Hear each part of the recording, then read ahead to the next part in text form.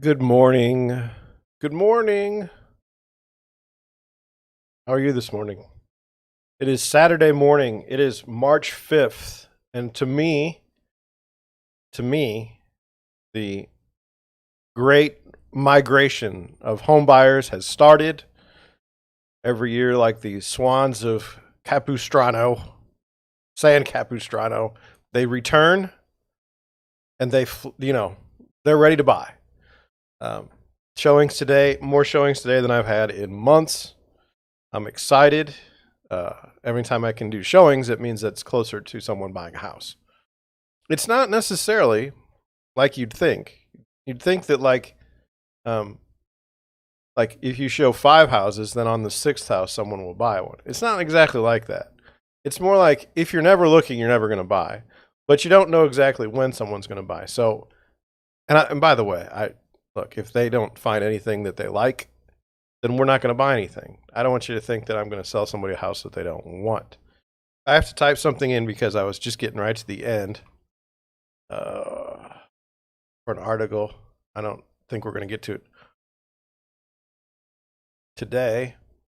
Now, as I go along in my streaming and understanding, this is the wrong thing to do at this time. You have to start the show with like a hook, like excitement. People want to watch, and then you carry that excitement the whole way. And when I'm typing stuff in, it kind of ruins the excitement. It causes people to click off. But I got to get it done. I'm sorry. Here we go. Okay. There. Now that's done. We have, there are days where I struggle to put out any words, any. And then we have days like today where it's out of control. I've got more things to talk about than I'm going to have time for. I'm excited. You should be excited too for me. We're gonna just show houses all day, and then what's gonna end up happening is somebody's gonna decide they want to write, and so we're gonna have to write an offer tonight, and we're gonna have to figure out how to craft that offer to where it might be actually accepted by the sellers. That's important. I have to be very careful about one of my buyers because they talk a lot, and they're in a job where they see a lot of people, and if they say like anything about it, it could ruin the deal. Now, I feel like I talk to a lot of people too, but I'm not specific about anything. So, like, I'm not telling you where the person's buying or who the person is or any sort of characteristics other than I'm concerned about on that one them buying the house and then 10 years later someone saying, "Oh, you're the idiots that bought that house." And it's like, no, that's not how it works.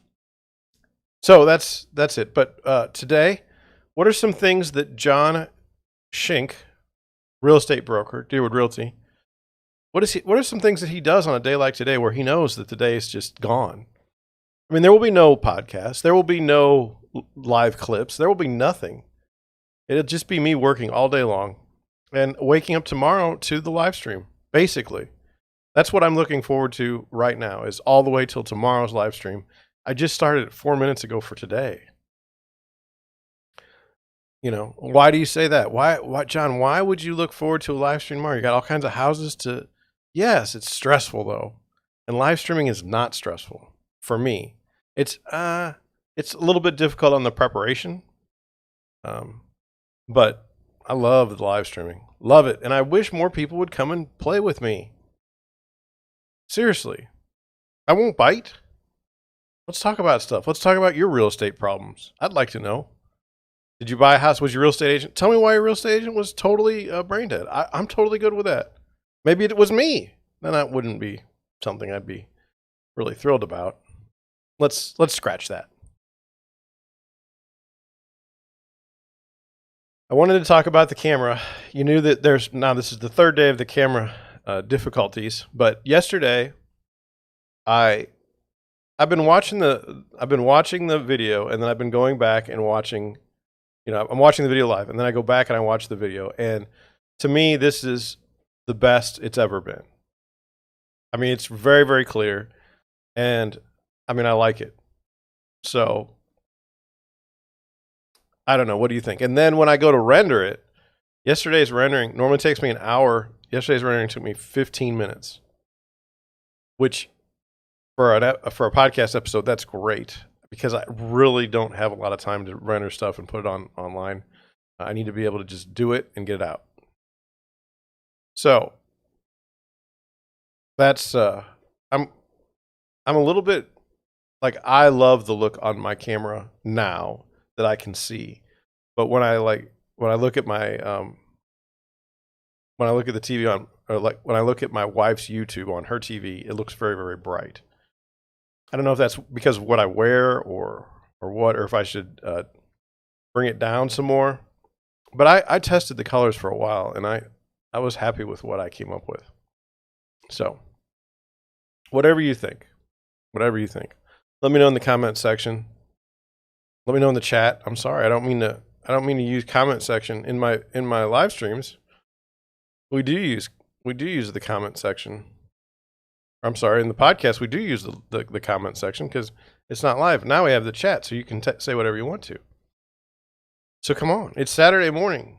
We need to talk about real estate. What else is there really, what else is going on in the world than real estate in St. Louis, Missouri? I wanted to say, like, if you don't know who I am, which is quite possible, my name is John Shink. I'm a real estate broker in St. Louis, Missouri, South County, Afton to be specific. I help people buy houses. I help people sell houses. I have a team, but my goal isn't like with the brokerage. I don't want to be the next Keller Williams. That's not where I'm at. I just like to have a brokerage because I think that a lot of the franchise brokerages are just crazy people, and I want nothing to do with it. I like to do my own thing. And so that's what I do. Financing of the brokerage comes from me. Every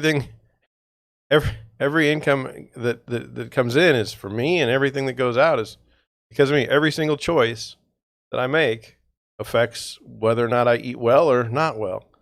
Is that the way it should be? I don't know. It's the way it is. It's the way it is. So 23,000 real estate agents came to Missouri last year, came online. If we just do maybe simple back of the napkin figures, let's say half of them went to Kansas City. Let's say half of them went to, that would be the west side of the state. Half of them went to the east side of the state. So what is that? What did I say? 24? So 12? Right. So 11. Was it 23? So 11. 11,000. And then how many are in the in St. Louis? Probably 5,000 or 6,000 new agents. Wouldn't be unreal to believe that. So it's a very, very competitive business. When I go show houses anymore, it's like I don't even know who these people are. I've never heard of them. I used to have a good idea who most people were, but now it's totally insane. Don't know anybody. Don't know how they're going to act. It used to be if I had a deal with a certain agent, I was very comfortable because the deal is going to go through because they're not a bad agent. Now it's like I have no idea. I have no idea what the other person's going to do. All kinds of weird rules people have put in their stuff. I wouldn't say that real estate's necessarily changing. I mean, the goal of the real estate game is to know enough people and have enough people trust you that they'll use you when they're going to buy or sell a house. That's it. It doesn't matter. I mean, that's it. So if you have a family and it's big and somebody likes you, like say you have 100 people in your family, man, you're golden.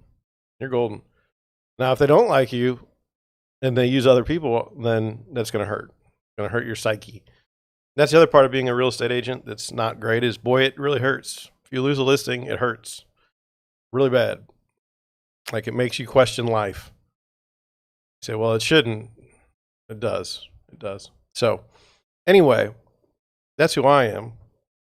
I want to do more of that in the live streams, a little bit more towards the end of my podcast, because I don't think people know who I am. So they see me on the screen, they see my picture, and they're like, who is this person? What do they bring to the table? What is it? And I'm commenting on the world as I see it through the eyes of a real estate broker in South County. That's basically it. Now if we find another real estate broker, I mean, there's like 5 of them that I know of off the top of my head. Would they have different opinions? Absolutely. They may not do live stream. They may think that's stupid. I don't know if it's stupid or not. I like doing it. I'd like more people in my live stream. I'm just calling for it now openly. Come and hang out with me, okay? It's going to be a good time. It may not be a good time. I don't know, but I've seen other live streams that are terrible, and you should come and see mine. That's where I'm at least the real estate one. Let's start with some exciting news. I have turned on I have started a new YouTube channel. It's a bad idea all the way around because I don't have a lot of time as it is. And now I started another live stream channel. It's called what is it called? Our Nature of Employment. And it's going to be about basically work. The things that interest me about work. So if you're a farmer, okay, and you're out there and you're working for someone, I don't know how that makes any sense, but you're working your field and you cut yourself. You still got work to do, man. You still need to get it done. If you're in the laptop class, like you have a bad day, you just turn off the laptop and you go have a latte or something.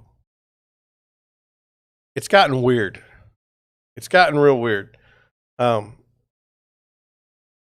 I don't know why, but I mean, even the nature of work has gotten weird. We just kind of accept it, and I don't. I mean, I'm a real estate broker. I get paid whenever I do a good job, and even if I don't do a good job, even if I do a great job, I could not get paid in the sense that maybe nobody else ever calls me again. I'm constantly unemployed. I think this perspective makes it kind of fascinating. I mean, my wife, does she complain about work? No, but she tells me about work, and it's fascinating. It's like it's a nonprofit, and it's a very fascinating place.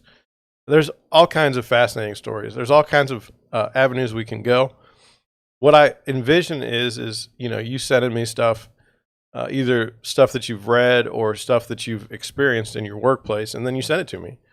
And then we as a community just marvel at the absolute insanity of working. I know it sounds weird, but there was this article one time, I'll read it when I go into that other live stream. It was called like Bullshit Jobs. I don't know if you ever read it, but it's like so many jobs aren't relevant to anything. Like they don't serve anybody. It's very odd. And I grew up a certain way. You may have grown up a different way. I feel that when I watch one of the kids and their job. It's just, I just don't understand. Just don't understand how you can be employed when you don't go to work and you get paid. Bizarre. It's bizarre. And people want to tag this stuff on millennials. People want to tag this stuff on, the younger generation. Oh, there's wild people that have worked for years. I mean, this is not anything new. So that's what I want to do. When will the show debut? Maybe next week. So I applied for the channel. I got the channel, but I'm not allowed to stream on the channel for 24 hours. And like last time, I went from Deerwood Realty to the Deerwood Realty Livestream channel, and it was really, really iffy. It was way more than 24 hours. It was like 3 days, and I had moved all my equipment over, like all my software settings over, and it almost didn't happen one day. So I don't want to do it that way.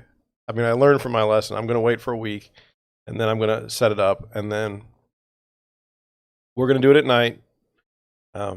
We're going to, I don't know that it's going to be every night. And it's going to be dressed down. I mean, I might wear the same clothes for like 3 days in a row. And the goal is just simply to talk about employment and to find out, like, what do you think about employment and how your job goes and all these other things. And is there a meaning to our employment? Is it, what is it? Because it's strange to me. Now you say, well, what is your expertise in this field? I don't really have any expertise. I have my master's in business administration. I run a brokerage. We do 1099s on a lot of stuff, and then we have employees on other stuff. So, I mean, I understand those classifications. Like I don't know what a marine biologist, like, I don't know what they do. I don't know what anybody does. And like, do we want to talk about those things as we go? Yeah, probably.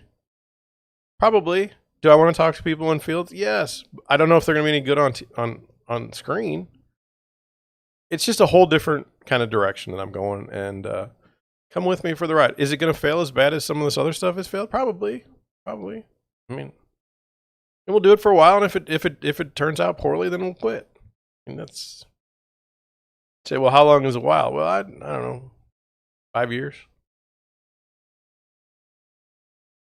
Kid you not. Got to try something. You got to really go after it. Now, let's see. I showed 2 houses last night, and it's dark. One was in Maplewood, and one was in University City. Houses were both wonderful. Okay, I'm not. The first house was just unbelievable. I believe architects own it or something, and they are just. It was just wonderful for what they did to that house. I mean, they should be proud of themselves. I even put in the showing, I don't know, feedback. That's what it's called. That this was just a beautiful house, and it was. The other house was a beautiful home as well, and priced really well for where they were in the neighborhood.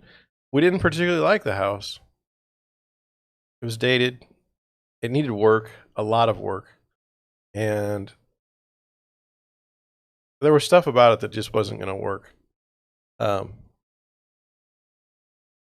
The driveway, you had kind of it wasn't a good driveway. You had to back in, or you had to back out, and it was a curve around a house. It was the kitchen was dated, the bathrooms were dated, everything was dated. It just needed investment. But I mean, the house next door it's currently pending for like $750,000. So, I mean, there was some room there to do some work. I felt like the square footage wasn't. It felt chopped up, and it felt narrow. I don't know how else to explain it. The first house was the decor, the paint colors, the materials, everything was fantastic. And then, as I've been telling you, outdoor spaces matter. They used to not, but now you have to have a nice outdoor space. And this place had a wonderful outdoor space in the back, stamped concrete that looked like wood flooring, just gorgeous. And then they had like I want to say a pergola. And then they had an outdoor brick, it would be a fireplace. Wonderful furniture. I mean, just a great space. I mean, it was nice. And then they had a wonderful garage. It was like what I would say tall and big. So you could it was a 2-car garage, but it was an oversized 2-car garage.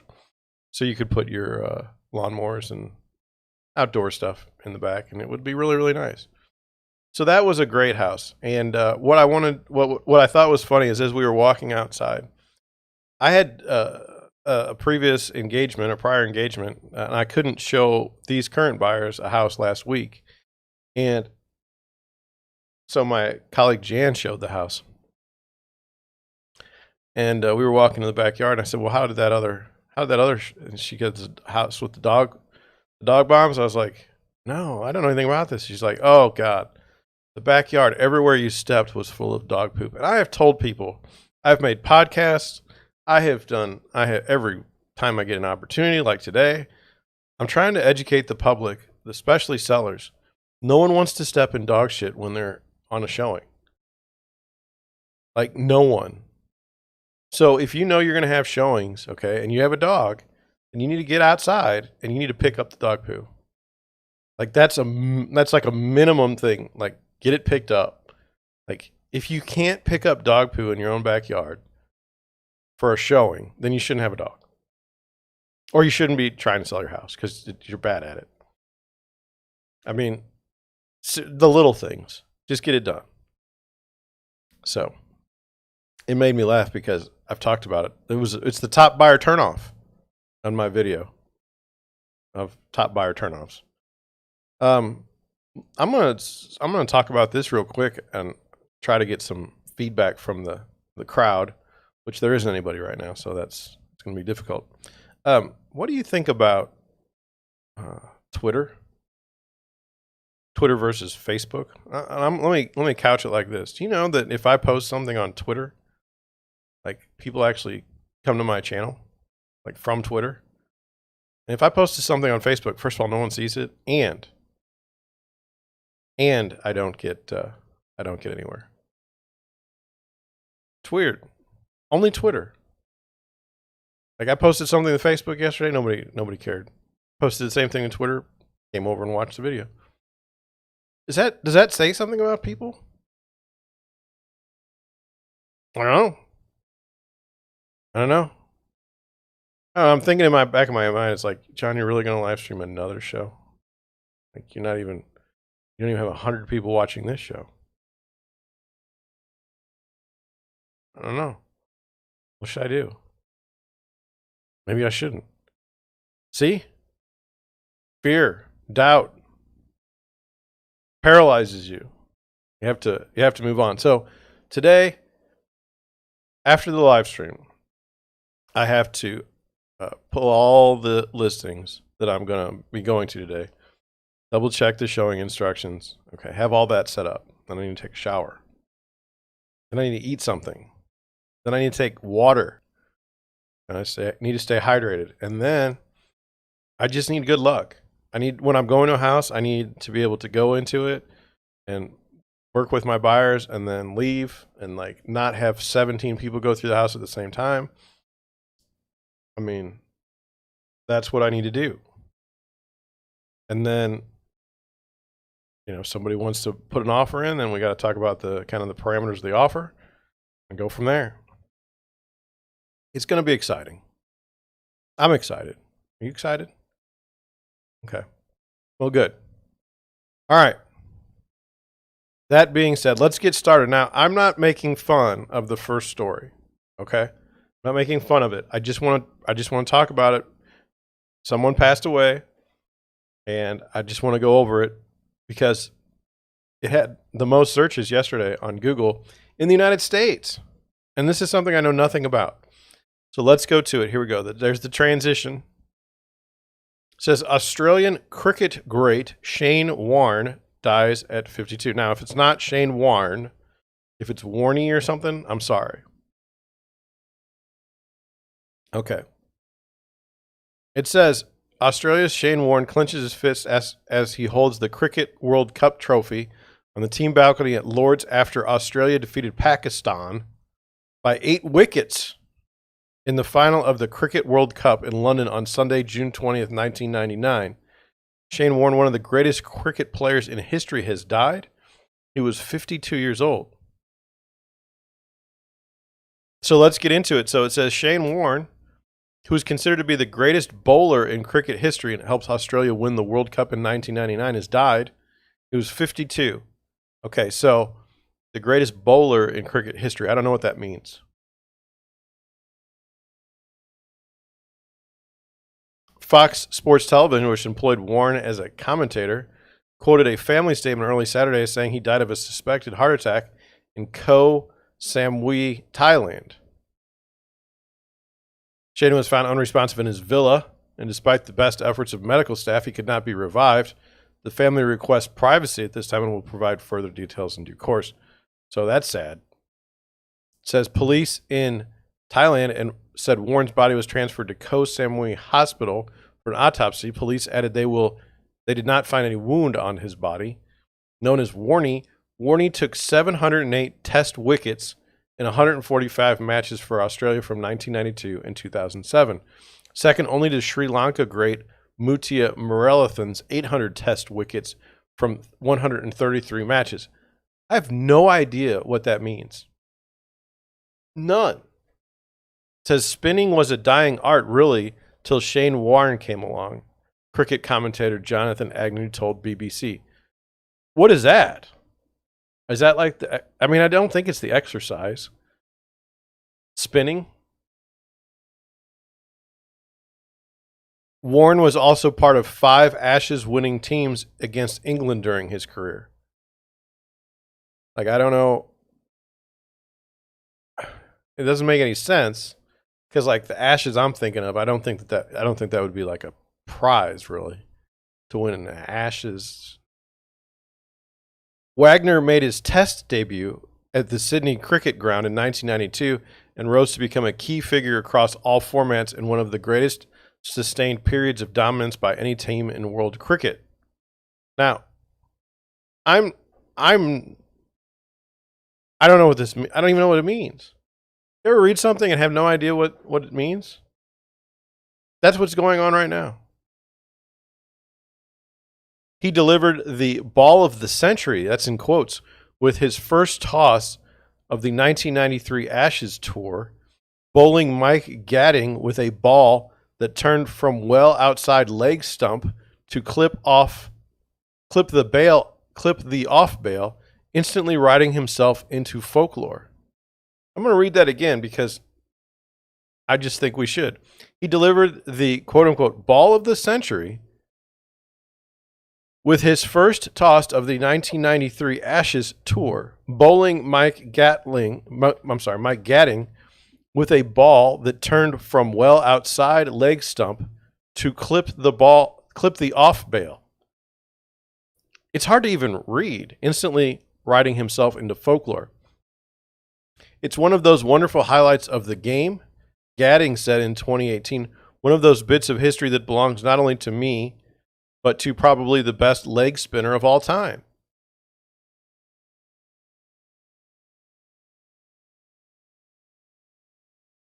What does that mean? The best leg spinner.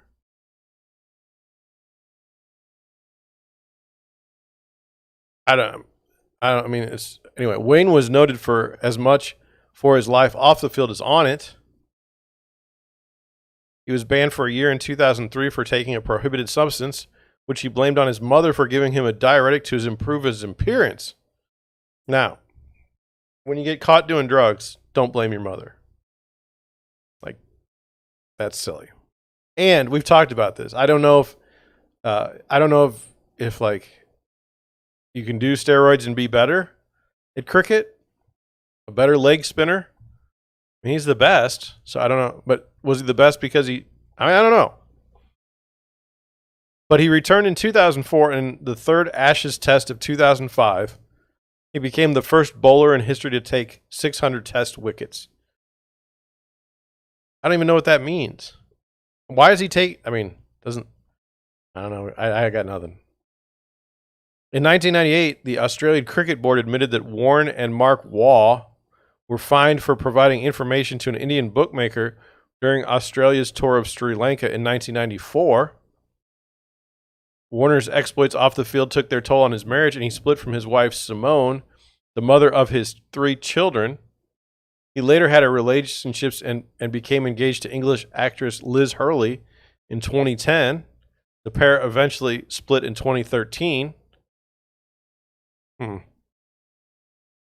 Born in the outer Melbourne suburb of Upper Ferntree Gully, Warne first played representative cricket when he was granted a scholarship to Mentone Grammar, representing the University of Melbourne club in the Victoria Cricket Association under-16 Dowling Shield competition. I got nothing. Is that like Little League? He then joined the St Kilda Cricket Club near his home suburb of Blackrock after a stint in Australian rules football at the St Kilda under-19 team in 1988, where he made the reserve team and almost turned pro. Warne went to train at the Australia Cricket Academy in Adelaide. He made his professional debut in 1991 at Junction Oval in the match between Victoria and Western Australia. That same year, he was selected for the Australian B team and toured Zimbabwe, where he scored his first 5 or more wickets innings. Warne's death came only a few hours after he expressed his sadness and condolences following the passing of another Australian cricketer. Former wicket-keeper Rodney Marsh died Friday from a heart attack. Oh. Sad to hear the news that Rod Marsh has passed, Warne wrote on Twitter. He was a legend of our great game and an inspiration to so many young boys and girls. Rod cared deeply about cricket and gave so much, especially to Australia and England players, sending lots of love to Ross and the family. R.I.P. mate. The news of Warne's loss came as a shock to players after the first day of play in the opening test in Pakistan. 2 legends of our game have left us too soon, Australia opener David Warner posted. I'm lost for words, and this is extremely sad.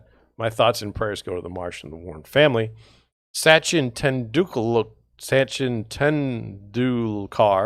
considered one of the world's best batsmen, along with former Australian great Don Bradman, said he was shocked, stunned, and miserable. We will miss you, Warne. There was never a dull moment with you around, on or off the field. We'll always treasure our on-field duels and off-field banter. You always had a special place for India, and Indians had a special place for you. Gone too young. Just checking to see if there's anyone in my chat giving me any sort of guidance on cricket. There's not. West Indian great Brian Lara echoed Tendulkar's comment. Speechless at the moment. I literally don't know how to sum up this situation. My friend is gone. He's one of the greatest sportsmen of all time. My condolences go out to his family. You will be missed. Well, I mean, there's all kinds of things here.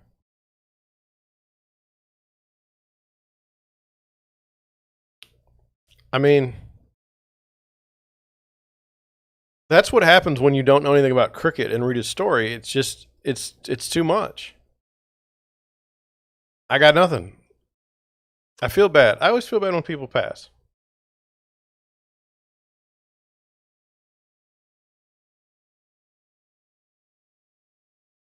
I've got someone threatening. I've got people threatening on offers now. Due to buyer interest, we are setting an offer deadline. Any offers to be submitted by 3 p.m. Sunday, March 6th. Put a response time of 8 p.m. Sunday, March 6th. Thank you for your work on behalf of your clients. I'm not even going to the house until tonight at 4. But thanks. I hate the way the real estate world is working right now. It's ridiculous. It's just, oh, okay. We haven't even gone, but you're already closing off offers on Sunday. Okay.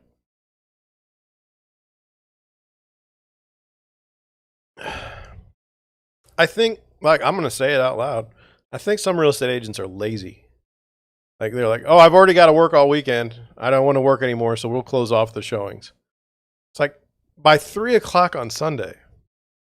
Think about that. I've got today to show the house, and that's it. Because tomorrow, am I really gonna have somebody go buy a house that they just saw? It's stupid. It's stupid. And what you really want to, if you really want to know what I think is, I think it's stupid. Now, is that bad? I don't know. Anyway, this poor cricketer, I don't know if that's the right thing to say, has passed. Rest in peace. I got nothing. Then we got another article today. We've got Julia. This is just, I mean, if you thought cricket was out of my league, Julia Fox slams assumption she only dated Kanye for attention, who I thought was Ye. I thought that was how that was set up. He blanking wanted me to talk about our relationship. Slams assumption she only dated him for attention. He wanted me to talk about our relationship. So did Kanye date this woman for attention? I don't know. Shutting it down, exclamation point. Julia Fox and Kanye West's whirlwind romance caused quite a stir before they split, But their connection wasn't just for clout. Us Weekly confirmed on Monday that the duo called it quits after less than 2 months of dating. The following day, the Uncut Gems actress clapped back at trolls who claimed she was only interested in the Yeezy designer, 44 for the headline.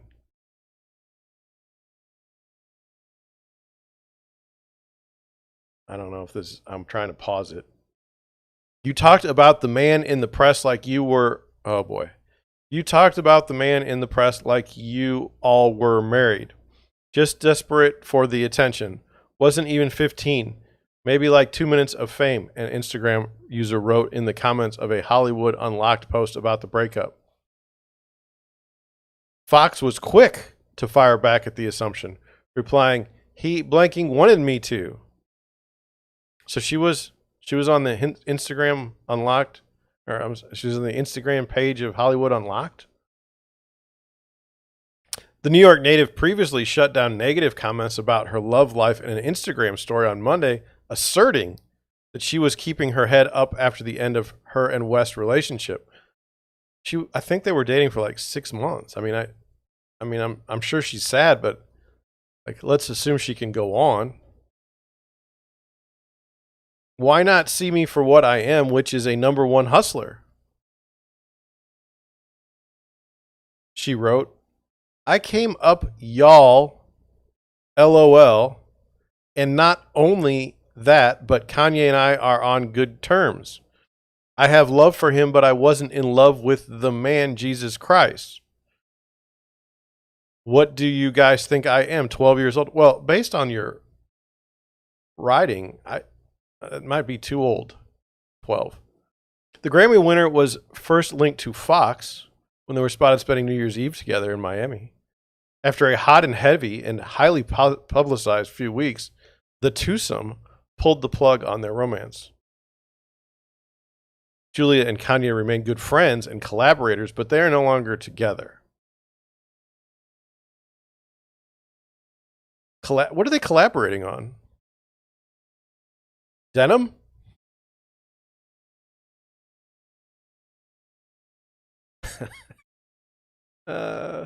Before dating the model, West was married to Kim Kardashian for 6 years.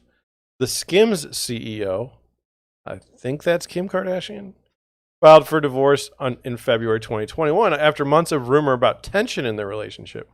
She broke her silence on what went wrong during an emotional episode of Keeping Up with the Kardashians' final season. I just think he deserves someone who will support his every move and go follow him all over the place and move to Wyoming. I can't do that, she said during the June 2021 episode. So this has been a while. He should have a wife that supports his every move and travels with him and does everything, and I can't. I feel like a blanking failure. It's my 3rd blanking marriage. Yeah, I feel like a blanking loser, but I can't even think about that. I want to be happy. More recently, Kardashian opened up about how she was learning to put herself first amid her divorce. For so long, I did what made other people happy, and I think in the last 2 years I decided I'm going to make myself happy.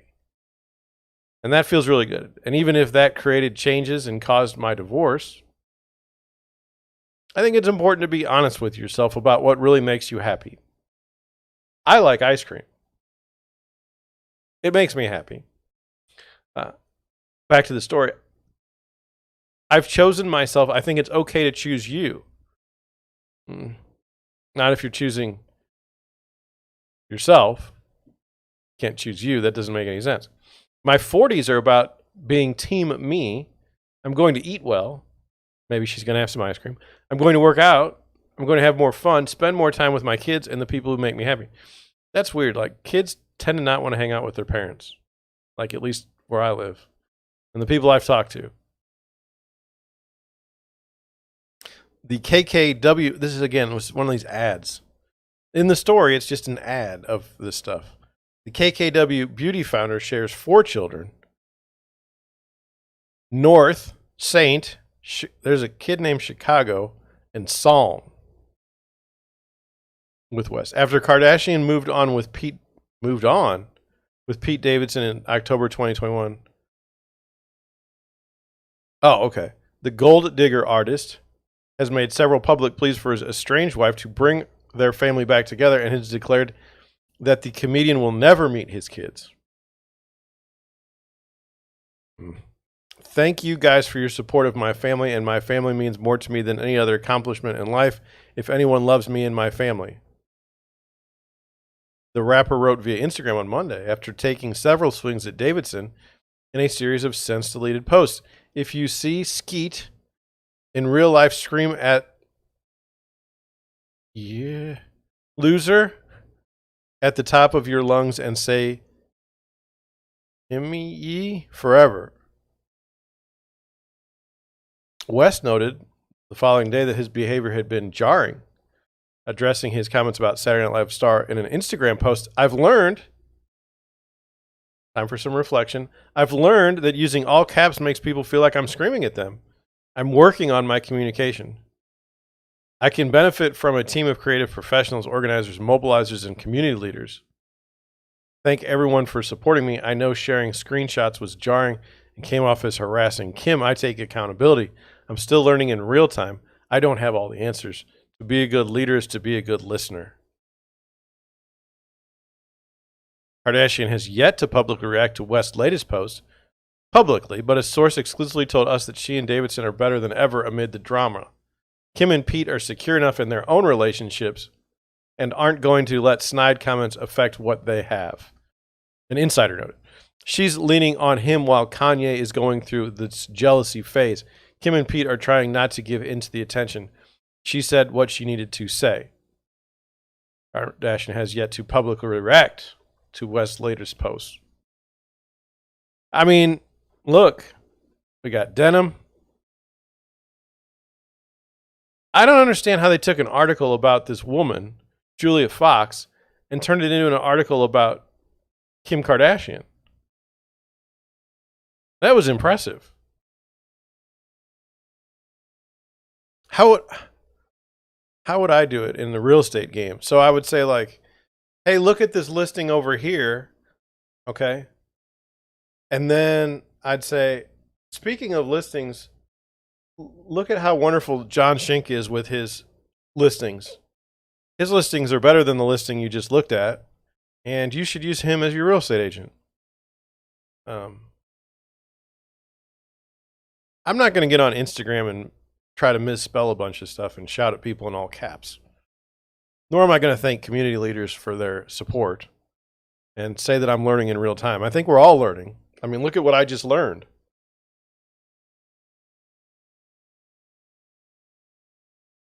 There's people dying in the world, and we're talking about this stuff. Just seems odd.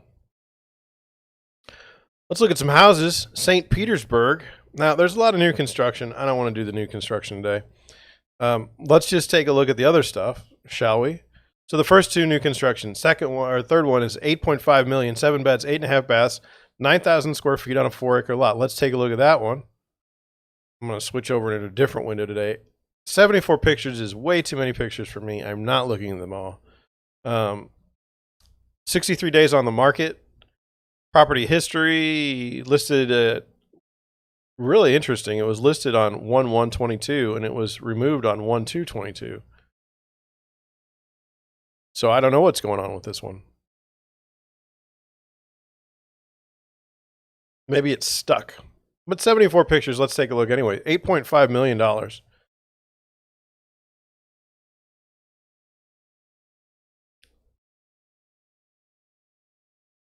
Look at that. Nice. Oh, you can go to your boat.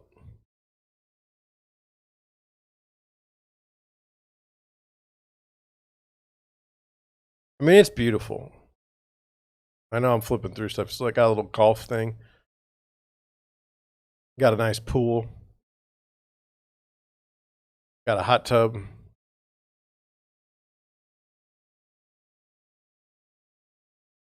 It's like they got the outdoor space. See the outdoor space. I really want that in my next house. This piano looks like it's kind of cramped in this spot. I'm just saying. I don't think I would put it there. Beautiful ceiling.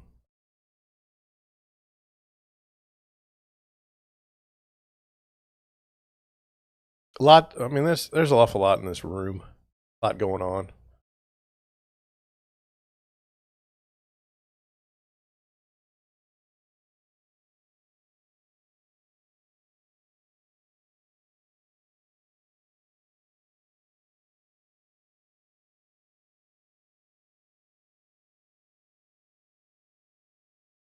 Okay, I quit at 50. Let's see what the. Oh, no way. No way. I'm not reading all that. I just want to see on the screen if you can see it. Look at that. I'm not reading that. No. All right, well, that's one. Here's another $6.6 million, 4 beds, 4.5 baths, 3,400 square feet. Asking $6.6 million. This is the front. It's got a Trump sign in front. I think that's interesting. 483 days on the market, built in 1965 with a 2-car garage. Oh boy, it's been listed since 2020. So I mean, we're not seeing this one sell like right away. So here we go. House is right on the water. It's on an island, actually. Wow. And this is good by the agent to put this stuff, you know, so that we know.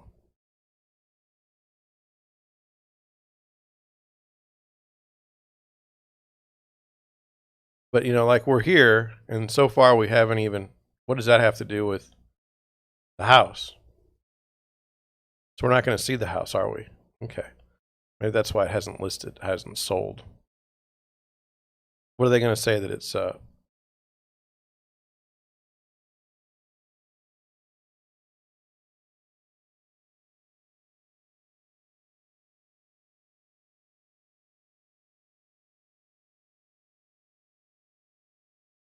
I don't know. I need more. I need more before I'm going to go out and look at the house. We got one for 4.9. It's 5,000 square feet. We got one for 4.4, and it's 7,000 square feet. I don't think this one's by the water. I don't think this one's by the water. So let's take a look. This one is by the water.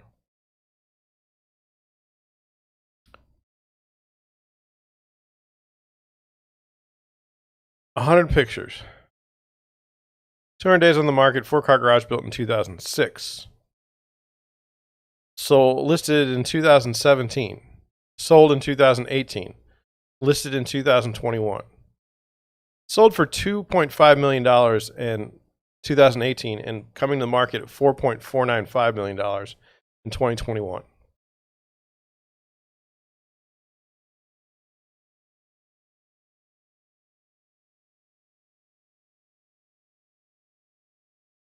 I'd be interested to know what they did to the property.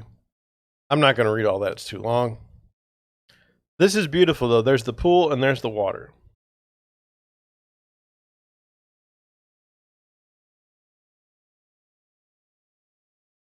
A big entranceway. I don't know if that's a fish tank, but I think it is.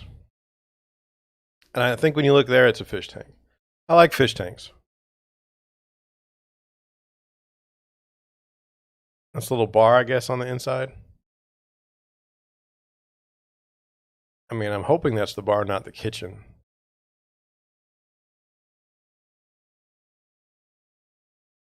I mean, it's a bathroom. Is that the kitchen? That looks strange. Why would you want a commercial kitchen like that? I don't get it. I guess it has 2 kitchens. One for entertaining and one for just everyday life. That's the way it looks to me. Again, I could read the description, but I'm not because it's too long. Kind of an interesting ceiling there if you can see it. There's a fish tank. There's a theater room. I forgot what those are called. They're like ribbon speakers, but I forgot what the name of it. Oh, there's the elevator. Thank you. Love to see elevators in a house.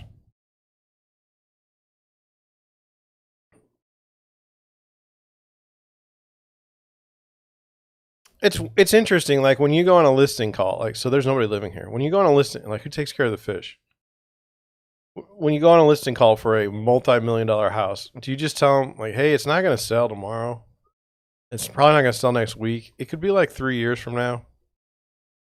I mean, is that how you do it, or do you say, "I'll have it sold next week"? I don't know. But you can see this is from the second floor, and you're looking out into that. I mean, pretty nice, right?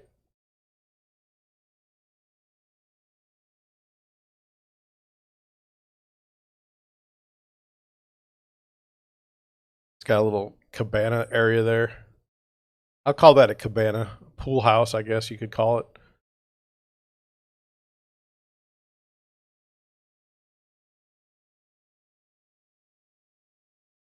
It's nice. Okay, I've looked at enough pictures. I like this house maybe the best. Not the most expensive, but it's nice.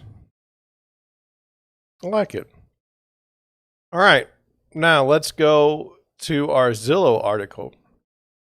It says, and it's not a very big article, but I wanted to, it was very interesting how it was kind of classified. And I thought we could kind of work together and going through it. It says 146 new U.S. cities gained $1 million status in 2021, the most ever in a single year. So what does that mean? The U.S. currently has $481 million cities in which the typical home value is at least $1 million. Idaho, Montana, and Tennessee gained $1 million cities for the first time, although most $1 million cities exist within 8 coastal metros. There are more new $1 million cities this year than there were in the past 6 years combined. Well, that might be because of inflation.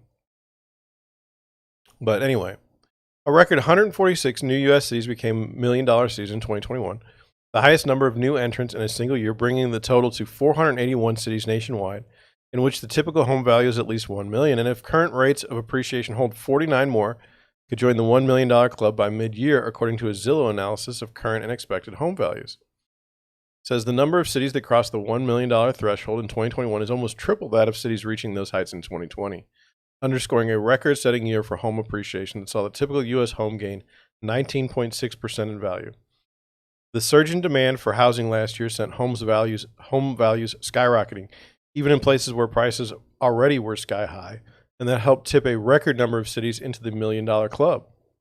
The locations of these newly 7-figure towns bust the myth that everyone fled California and the Northeast last year, as California, Massachusetts, and New York led the pack for the most new cities with home values above $1 million. Still, we're seeing how the geography of wealth in the U.S. has begun to shift, as in 2021 was the first year both Idaho and Montana to place any cities on the list. And now those western states boast $3 million cities each. The majority of $1 million cities are clustered within a few large coastal regions. The San Francisco and New York metro areas lead the way with $76 million cities each. The Los Angeles metro is third with 57 cities, and San Jose is fourth with 22. In total, 60% of all $1 million cities lie within 8 metro areas, and almost half are in California. So what they're saying is, so in Los Angeles, there's little cities within Los Angeles, I'm guessing. Within San Francisco, there's cities within San Francisco. I don't know what they're declaring as a city. But let's go a little further here because it kind of helps. So it says Indian Creek, Florida, an exclusive 300-acre island in Biscayne Bay in Miami, is the most expensive city in the country with a typical home value of around $28.3 million. The city has a population of 88 residents, including a handful of high-profile celebrity tenants such as Tom Brady and Enrique Iglesias. And the number 2 spot is Atherton, a small town on the San Francisco Peninsula, where the typical home value sits around $7.7 million.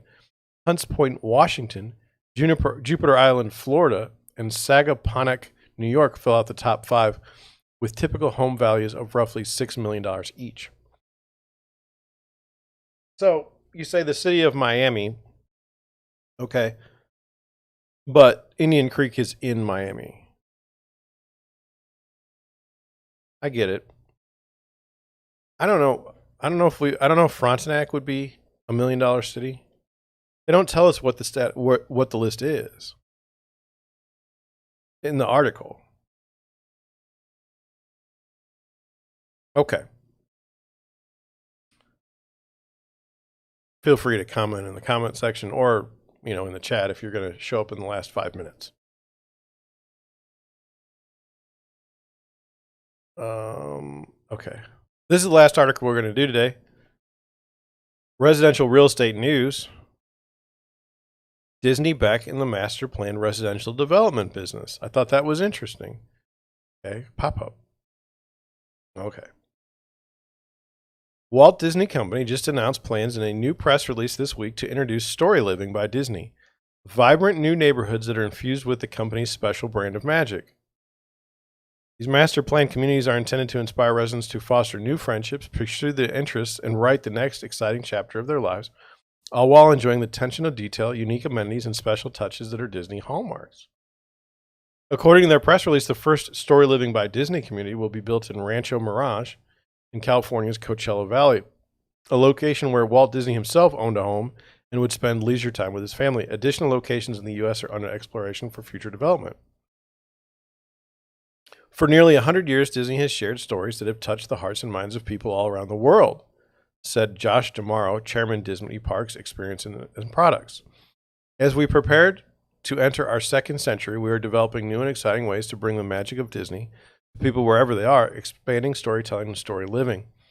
We can't wait to welcome residents to these beautiful and unique Disney communities where they can live their lives to the fullest, as opposed to not being able to live your life in the fullest if you don't live in a Disney community. But anyway, Disney's release says each location, including some neighborhoods for residents age 55 and up, Disney cast members trained in the company's legendary guest service will operate the community association.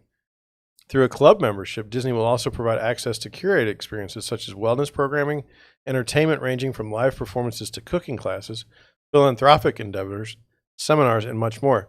Disney Imagineers will play a key role in developing the creative concept for the communities, working in conjunction with respected developers and home builders. Disney Imagineers are exploring the richness of each local region to inspire the theme of story living by Disney communities. Says Michael Hudingen, executive producer, Walt Disney Imagineering. Distinctively designed indoor and outdoor spaces will offer residents new opportunities to explore, engage, and create the next incredible chapter of their story. What do I think about that? I don't know. I mean, we had a story yesterday about a potbelly pig in the homeowners association going crazy. If someone's living their life to the fullest in a Disney home place and they have a potbelly pig, is the Disney Imagineer going to figure out a way to blow up the pig? I mean, I don't know how to say this, but like living with your neighbors is hard. And when you add Disney people to it, I can't imagine that being like easy. Fascinating. Like, good for Disney to branch out in a way and try something different. I don't know what it's a public held company, so I don't know what their shareholders will say. I mean, I guess it depends on whether or not it's profitable. But my question to you, in all honesty, now we know the world's changing, and we know, here, I'm going to get off the base, no frame. We know the world's changing, okay? We know that real estate might have some issues in the sense that we're seeing investors purchase single-family homes at numbers that were previously unheard of, and then managing those homes over the years. If you're in a Disney home, are they going to buy that and rent it out? Is Disney going to be okay with that? Do they realize what's going on? And then are they going to put in something in place that says, oh no, you can't buy this if you're an institution? And then if they can, then why can't the rest of us? Why do they get the ability to do that, the rest of us don't? Where we have to have some sort of institutional home purchaser living right, or buying right next to us, putting in some renter that we've never met before and we have no idea, where they're from or what's their deal. It's a very interesting situation. Like, Disney can control everything in their own parks, right? Or a lot of things. But when it comes to housing, I mean, there's fair housing laws. We wouldn't want to see discrimination in the home building process or the development process from Disney. I mean, that would look really bad. So this is a chance. They're taking a chance, and I hope it works out for them. I don't wish fail on anyone. I don't think. Maybe the NFL. I don't like the NFL. I wish fail on them. They're terrible people, and I hope it all blows up. Not the players. I hope the players have a long, wonderful, prosperous life. But for the NFL, I don't wish them success or anything. They're terrible people. The whole thing, the whole league, not just like one person, just the whole league is terrible, and I want nothing to do with them. So if they ever tried something, I would wish failure on them. So what I'm saying is yes, I guess there are some people that I'd wish failure on.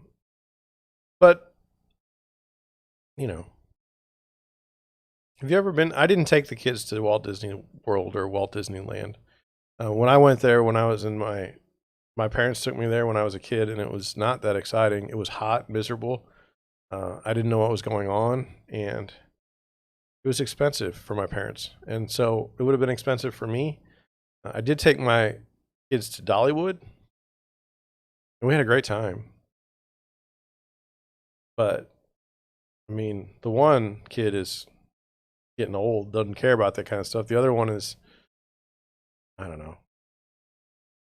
There's only a certain time you can go do these things, and when you think the right time is when the kids are not really that great sometimes. I don't know. Whatever you think is right. Let's end it with that. Okay, so now you know what today is going to be. It's going to be ridiculous. Don't expect to see a whole lot from me today. I think I will take a picture of me out in the field showing houses, post that on Instagram or something. But, wish me success. Wish me some luck today. I'd like to, and wish my buyers some success. It's a hard market. I want them to be able to buy a house, and it's hard. So,